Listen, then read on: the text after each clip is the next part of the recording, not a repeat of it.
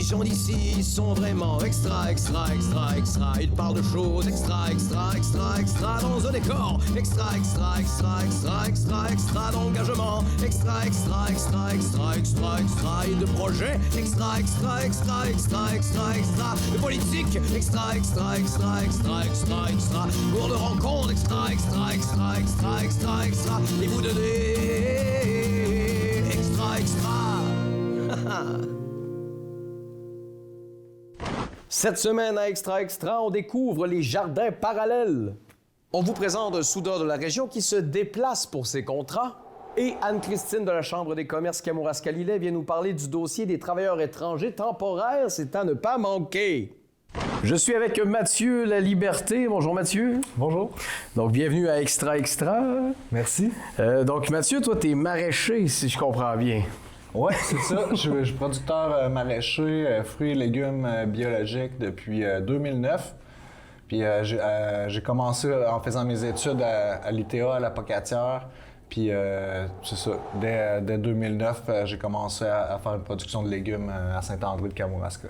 On parle des jardins parallèles, si je comprends bien? J'ai pas commencé tout de suite en créant mon entreprise. Là. J'ai travaillé pendant de nombreuses années pour un restaurant qui m'engageait à salaire. OK. Mais là, notre entente allait évoluer. Maintenant, je suis complètement à mon compte. Puis c'est ça, je suis autonome avec mon entreprise, les jardins parallèles. OK. Et je pense qu'on voit ça pousser de plus en plus, des industries maraîchères par-ci, par-là. Ça me semble pas facile comme métier. Comment ça se passe, hein? Il faut être vraiment passionné, tu sais, puis... Mais pour moi, ça permet d'en vivre convenablement. Là. Tu sais, j'ai jamais fait un salaire à 100$ de l'heure, là, j'imagine. Ouais. Là, mais tu sais que ça répond à mes besoins. Puis pour moi, mon besoin de base, c'est de bien manger, de produire mes propres légumes. Pour moi, ça a beaucoup de sens pour ça. Puis je me suis dit que si j'en faisais beaucoup, j'en faisais pour les autres. Que j'en manquerais pas non plus pour moi. Fait que, OK. C'est ça. C'est sûr. Autosuffisance. Oui, je comprends. Puis en plus qu'une mode, c'est devenu presque nécessaire, cette façon-là, l'autosuffisance aussi, j'ai l'impression, là, avec le temps. Les gens pour qui ça parle, comment ça fonctionne? Hein? Quel genre de service t'offres? Hein? J'offre différentes formules. C'est sûr, les paniers bio, là, c'est encore une formule qui marche bien, tu sais, depuis plusieurs années. Tu sais, les gens ils s'inscrivent, il y a un paiement pré-saison qui est demandé. Mais après ça, tu t'assures un approvisionnement régulier, de la qualité, quelque chose de diversifié aussi, mais avec tout le temps avec des légumes de base aussi, tu sais, à chaque semaine. Oui. Fait que c'est comme ça qu'on fonctionne à partir de fin juin jusqu'au mois d'octobre. Puis c'est ça, on a une bonne clientèle là. Ça marche à Saint-André. Soit les gens viennent directement à la ferme. Cette année, on va en offrir directement au village de Saint-André aussi. Puis à Rivière-du-Loup. OK. On a un point de chute. Donc, ça grandit le territoire. Est-ce que tu fais partie de ceux qu'on voit dans les divers marchés publics pendant l'été? Je fais pas beaucoup de marchés publics. OK. Ouais. J'aimerais ça. J'en ai fait... on a un volet produits transformés qu'on développe. Fait que là, peut-être un peu plus faire les marchés de Noël. Ça, je trouve ça intéressant. Mm-hmm. On fait... c'est une couple de produits qui peuvent être intéressants pour les fêtes. Puis c'est une période de l'année... justement, parce qu'on a le temps pour faire ça, puis fait que c'est ça. Fait que je fais pas les marchés publics pendant l'été.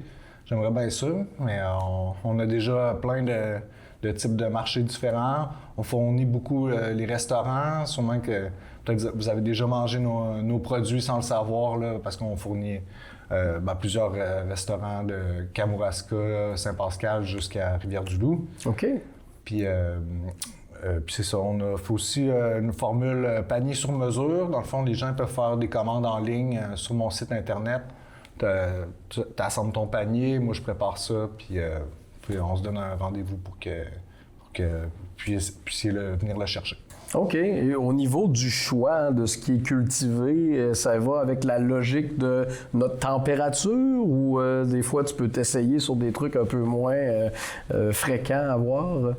Ben, c'est sûr les jardins parallèles, on cultive vraiment une très grande diversité de produits. On a des produits comme un peu particuliers qui se démarquent, là, qui sont intéressants pour les restaurants, entre autres, mais aussi pour tout le monde, je pense. En tout cas, qui ne sont pas nécessairement offerts dans les épiceries. Mm-hmm. Puis ça, je pense que ça contribue à développer un peu le terroir. Tu sais, dans le Kamouraska, ça fait partie de l'offre dans nos restaurants, en tout cas de nos produits. Oui. J'aime ça aussi, avoir vraiment des produits de base. Là, on fait des patates, des tomates, des carottes, des oignons, des concombres, tout ce qui est vraiment de base là, aussi. Là. Fait que, nous autres, pour nous, la clé, c'est la diversité, vraiment. Là. OK. Ouais. Quel genre de choses qu'on ne trouverait pas en supermarché, par exemple? Hein? Ah ouais, ben comme il y a les mini ravioles. Oui. C'est des petits navets blancs, japonais, vraiment doux. Là, ça se mange cru comme des bonbons. C'est super bon.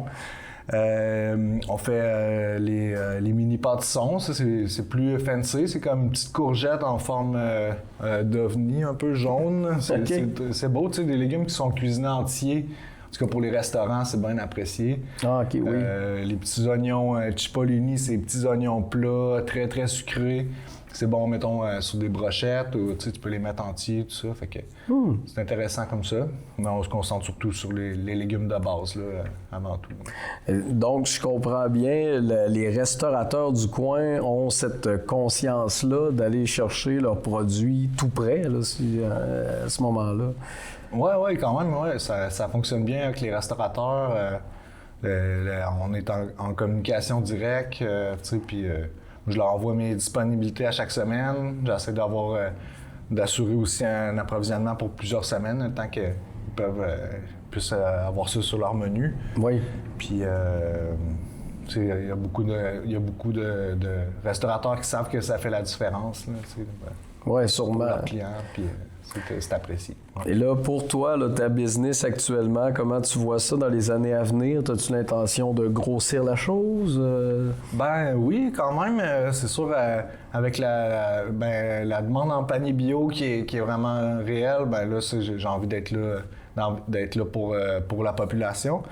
Puis on veut développer, on a un volet de produits transformés là, sur lequel on travaille pas mal. Fait que là, comme plus nouvellement, là, j'ai vraiment ma cuisine, ma PAC, mon permis, tout, là, tu sais. Fait que j'aimerais ça aller dans les grandes épiceries, là, pouvoir offrir des produits. On se fait une petite usine, là, puis...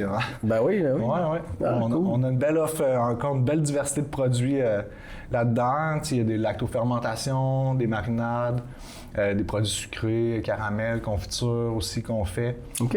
Fait que ça, je pense que c'est une offre, mais c'est encore à développer, là. Ça fait 2 ans qu'on fait ça relativement à petite échelle. Mm-hmm. Mais là, cette année, si tout va bien, on va pouvoir produire des volumes qui seraient intéressants pour écouler dans les épiceries aussi. Je connais les normes bio, tu sais, c'est sûr, j'ai jamais toujours travaillé de cette manière-là. Tu sais, je sais comment que ça marche avec Équiterre puis tout ça, là, tu sais. OK. Mais sinon, j'imagine c'est des frais de plus avoir le vrai stamp. Ouais, c'est ça. Tu sais, ça demande des papiers à remplir, des inspections auxquelles faire face, puis des frais, tu sais, en tout cas, en bas de 1 000 $ à chaque année, mais quand même. Ouais. Quand même, ça, avec ça, puis l'UPA, puis tout, ça fait partie des frais de roulement. Moi, je suis heureux de pouvoir m'en passer encore. Oui. C'est sûr que si je veux rentrer dans les épiceries, peut-être on pourrait entreprendre la démarche. Là, c'est sûr, il y aurait... Ça serait quelque chose à envisager. Là. OK, parce que de toute façon, c'est déjà travaillé dans ce sens-là. Oui, ben on travaille beaucoup avec des filets, là, des filets anti-insectes qui protègent nos cultures. On travaille beaucoup au niveau... tout le sarclage est mécanique, aucun herbicide. C'est sûr, c'est hors de question pour nous d'utiliser des pesticides là, dans nos champs. Oui. Ben écoute, si jamais ce qu'on vient de se raconter vous tétille à la maison, on peut te rejoindre par Facebook, j'ai cru voir. Il y a d'autres moyens, on va directement sur place. Mon site Les Jardins Parallèles, par message, ça marche. Mon numéro de téléphone est indiqué aussi sur mon site sur la page Facebook. J'ai un site internet, lesjardinparallèles.com. Puis on est souvent sur place, là. On est sur le Mississippi, à jonction entre Saint-André puis Saint-Germain. Oui.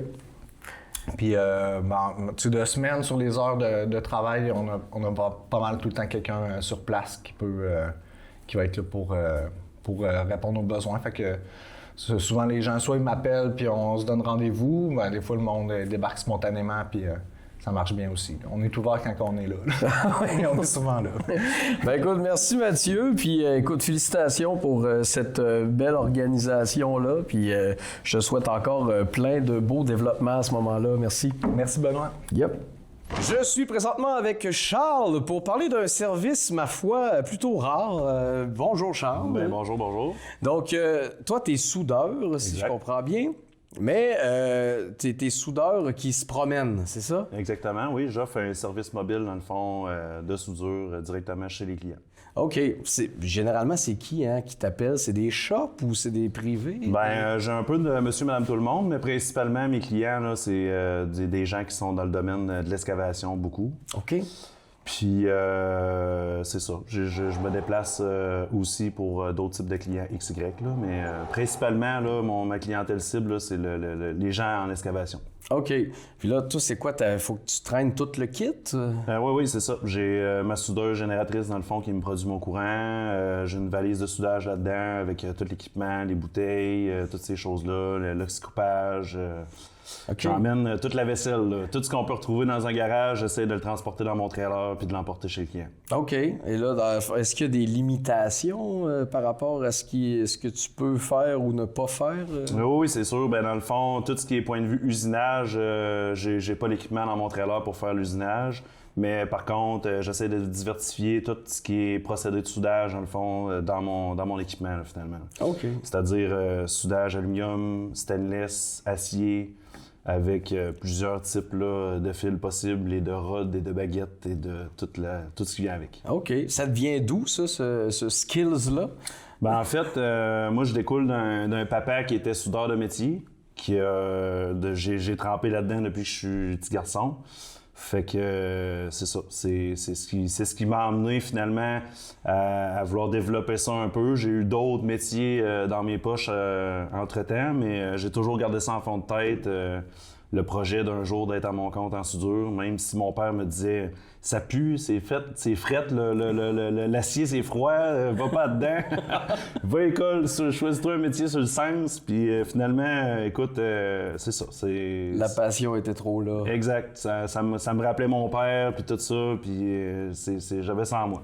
OK. Est-ce que justement, il y a comme une clientèle qui a suivi de père en fils ou c'était pas dans le même... Pas vraiment. Mon père, lui, il a débuté avec le soudage mobile, lui, ici, pour se partir en affaires. Puis par la suite, après, il a eu son local commercial. Puis il a comme un peu délaissé la soudure avec le temps par le bien de son autre métier qu'il pratiquait, mais je veux dire, c'est ça. On a des clients qui sont similaires, mais je veux dire, c'est pas nécessairement ces clients à lui qui sont venus chez moi, là. OK.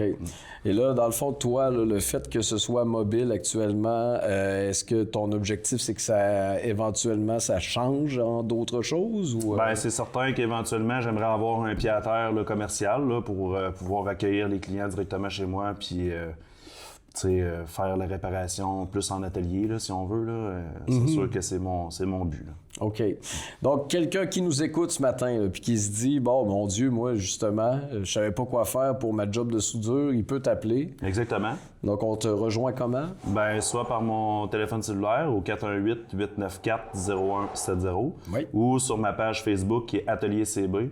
En lien avec Messenger, finalement, il n'y a aucun problème. Là, les gens peuvent me communiquer par là. Et tes enfants, eux, est-ce qu'ils ont un petit trip aussi de soudure? Oui, ils ont tous goûté à la soudure à un moment dans leur vie. Je dirais que je les force pas vraiment à aller là-dedans. Là. C'est plus s'ils ont un intérêt, je vais être là pour appuyer ça, puis ça va me faire plaisir les encourager dans ça, mais finalement, un peu comme mon père a fait avec moi. Là, je vais lui mettre ça dans la main, mais s'ils n'ont pas envie de poursuivre là-dedans, je les comprends, puis je les force pas. Là. Ouais, ben mon père était fermier, puis il dit je veux jamais devoir travailler sur une ferme. Non. Il voulait quelque chose de plus stable pour moi. Malheureusement, me voilà à la télé, je pense que ça n'a pas marché. Ouais. Donc, ben merci Charles d'être venu nous parler de ça. Donc, on se rappelle que si on a besoin d'un soudeur, puis que des fois on peut pas déplacer les choses, eh bien c'est possible grâce à Charles. Donc, le rejoindre, on a affiché tout ça en bas de l'écran. Merci beaucoup. Ben merci à toi. Yep.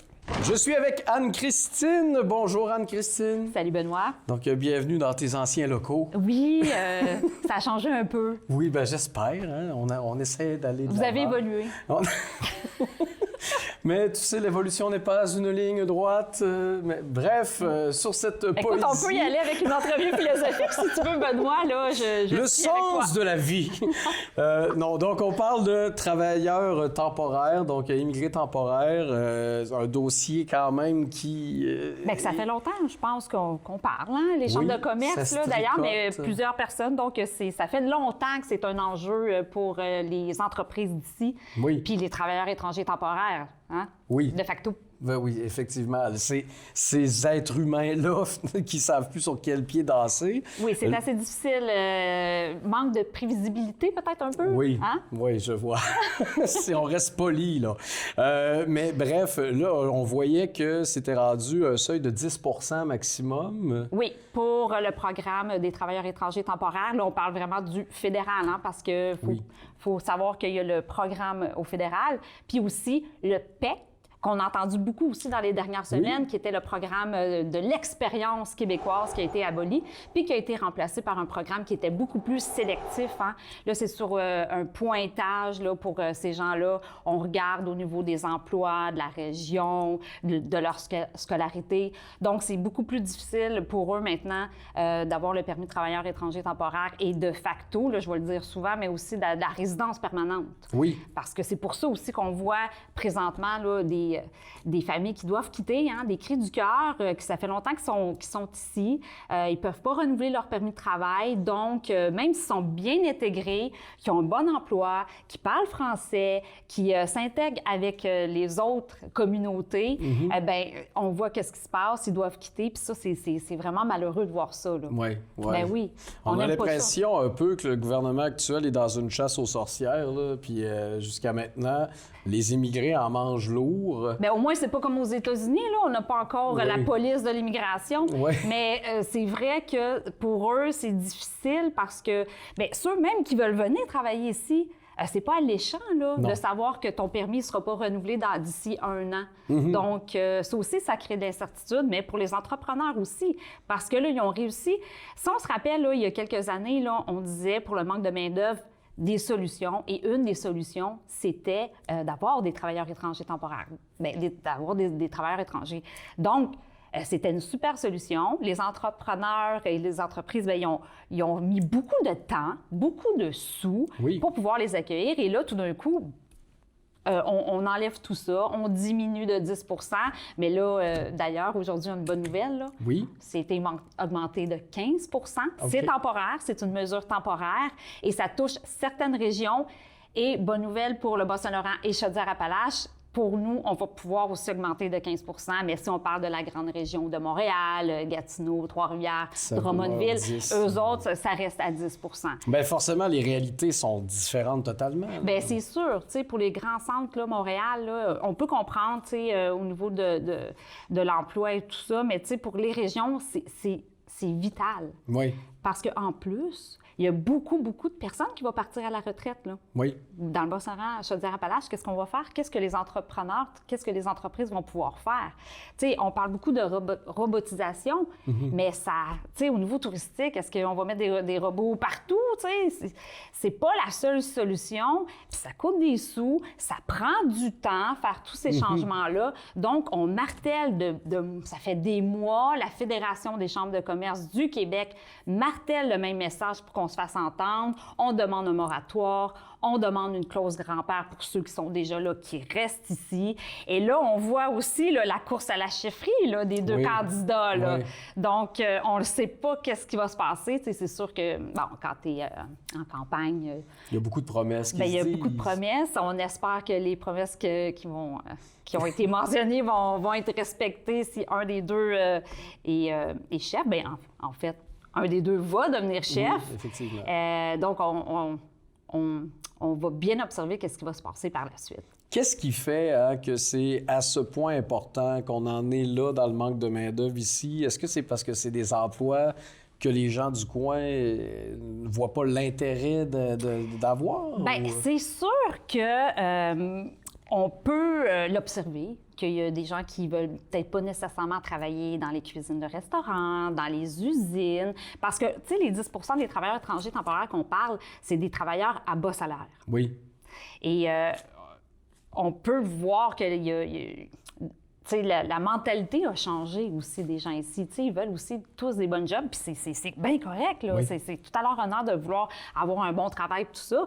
Mais il faut quand même qu'une entreprise roule. Là, il faut quand même qu'il y ait des gens qui doivent travailler en cuisine, qui doivent être sur dans les usines à travailler, parce que ça touche vraiment tous les secteurs. Là. On parle de restauration, on parle de secteur touristique, on parle d'entreprises de PME, Alstom, Alimasta, ils vivent tous avec ça. Puis on le voit à Saint-Alexandre, de Kamouraska, à quel point qu'ils ont besoin de ces travailleurs étrangers temporaires-là. On le voit au village, ça grandit, ces gens de communautés différentes qui s'intègrent tellement bien là, dans cette municipalité-là. On le voit là, à quel point ils sont heureux d'être là, puis les gens les accueillent à bras ouverts, là, parce qu'on en a besoin. Qu'est-ce qui fait que les gens veulent plus faire ce genre de travail-là? Écoute, il faudrait leur demander, mais ça s'observe. Mais tu sais, sans vouloir faire l'avocat du diable, là, c'est que des fois, moi, ce que j'entends dire, c'est entre autres, tu as le choix en tant qu'entreprise, soit que tu gardes tes conditions de travail au plus bas puis que tu vas patcher avec des étrangers, ou soit que, tu essaies de rendre ça plus intéressant puis tu gardes ton monde. Oui, mais en même temps, ce que j'observe chez les entreprises, c'est qu'ils font tous des efforts pour garder leur monde. C'est ce que j'ai l'impression. Ben oui, c'est pas nous, on va offrir moins parce qu'on a des travailleurs étrangers temporaires. Ben oui. Pas du tout, là. Tu sais, ils vont être pareils avec les gens d'ici qu'avec les gens des travailleurs étrangers temporaires. Donc, c'est pas... je pense pas que c'est là le problème. Oui. Tu sais, moi, je pense qu'ils ont fait tous des efforts pour accueillir et garder leur monde, même s'ils viennent d'ici. Puis, on le voit aussi, il y a beaucoup de chercheurs de tête. Ouais. Ils se volent les Oui. C'est de plus en plus populaire. Les travailleurs c'est un peu normal aussi. Hein, Si tu as une entreprise et tu as besoin de monde, tu vas peut-être regarder un peu à côté ce qui se passe. Écoute, moi, je pense aussi que les entreprises, ils ont vraiment des idées de grandeur. Il y a des entreprises qui veulent rouler 24 heures sur 24. Oui. Bien, ça prend du monde. Parce que le fait est que ils ont une vision, ils ont une grande vision sur leur entreprise, puis ça, c'est tout à fait à notre honneur d'avoir ces entreprises-là dans notre région. Ça fait rouler notre économie régionale. Donc, on ne peut pas leur en vouloir d'agrandir, puis de vouloir offrir plus d'heures de production. Là. Donc, il y a des postes à combler. Il y a des postes à combler, puis il y en a plusieurs. Puis comme je l'ai dit tout à l'heure, il y a beaucoup de monde qui s'en va à la retraite. Oui. Fait que, qu'est-ce qu'on On va en avoir plusieurs autres. Ben oui, dans quelques années, ça va arriver là, bien assez vite, tu vas voir. Et là, dans le fond, qu'est-ce qu'on a concrètement là, avec ce 15 %-là? Ça permet quoi? Là, Bien, le 15 % c'est juste d'augmenter la masse des travailleurs étrangers temporaires. C'est ça. Là, on ne parle pas de renouveler le permis de travail après 1 an, parce que c'est un autre bobo, ça. Oui. Parce que 1 an, tu n'as pas vraiment le temps là, c'est pas long, de t'intégrer. Fait que imagine les entrepreneurs qui doivent faire venir des gens, puis ils ne pourront même pas les garder dans 1 an. Fait que là imagine, là c'est la formation là, de ces gens-là. Ça prend du temps. sais, intégrer une personne, là, que ça soit une personne d'ici ou une personne ailleurs, ça prend quand même 6 mois. Toi, Benoît, quand tu es arrivé ici, ça t'a pris combien de temps là, avant d'être bien là, dans tes pantoufles? Ça prend quelques mois quand même. Tu sais, s'intégrer comme il faut. Donc, là, c'est 1 an. Donc, la personne s'en vient, tu l'intègres, tout va bien. Après 6 mois, apprendre le métier. Puis là, après, ben là, tu peux pas renouveler après 1 an. Fait que, tu sais, c'est pas alléchant. C'est pas alléchant pour les entrepreneurs, puis c'est pas alléchant pour les travailleurs étrangers temporaires. OK. Donc, qu'est-ce qu'on peut faire maintenant pour faire bouger ça? Bien, c'est encore marteler le même message. Tu sais, moi, je suis pas la seule, là. Je suis pas la chambre de commerce qui dit que ça marche pas puis ça fonctionne pas. Toutes les chambres de commerce, la Fédération des chambres de commerce du Québec martèle le même message, a été à l'Assemblée nationale, veulent faire des rencontres, demandent un moratoire, veulent travailler avec le gouvernement pour leur dire, c'est nous, là, on a le pouls. On a vraiment le pouls des entrepreneurs, de ce qu'ils veulent, puis comment qu'on peut les aider à performer, puis à durer, puis à rester en vie. Donc, c'est... Et ça, c'est une demande, entre autres. Mon Dieu que ça fait longtemps qu'on le demande, ça. Donc, tu sais, au niveau du provincial puis du fédéral, parce que, tu sais, le PEC, on en parlait tout à l'heure, le programme de l'expérience québécoise qui a été aboli, est-ce que c'était vraiment une bonne chose qu'on s'attendait? Vraiment pas, là. Donc, c'est d'essayer de se faire écouter, mais pas juste écouter. Hein? Ouais. Il faut que ça se passe, il faut qu'il y ait des choses qui se passent concrètement. Là, on a annoncé aujourd'hui un 5 % mais c'est temporaire, là. Ouais. Fait qu'on le sait pas, là. Dans quelques mois, ça va être quoi le portrait? Donc, c'est vraiment insécurisant. Puis les entrepreneurs, tout ce qu'ils demandent, c'est de la prévisibilité, c'est ce qu'ils veulent, c'est ce qu'ils souhaitent. Ils savent qu'il faut réduire parce qu'on le voit là, partout, le manque de logement. On voit qu'il y a des choses qui doivent être ajustées. Il faut garder notre langue française. On a des efforts à faire, on le voit, ils le voient aussi, ils comprennent, mais...